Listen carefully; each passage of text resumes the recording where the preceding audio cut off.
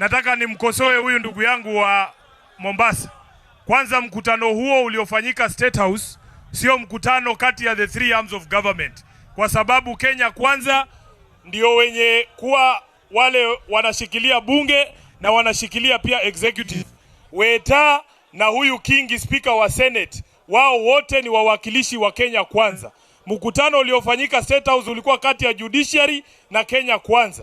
Na mimi kama wakili nataka niseme, tunataka tujue kama Wakenya ni kipi haswa kilikubaliwa kati ya hawa jamaa wawili pale ndani.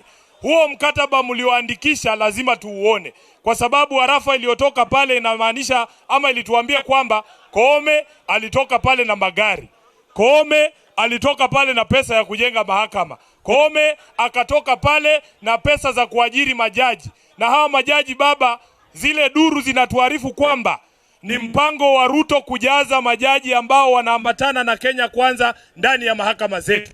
Kama nasema uongo, wachapishe mkataba ulioafikiwa kati ya Kenya Kwanza na mahakama hapo jana. Jambo la mwisho, shughuli hii ni muhimu sana.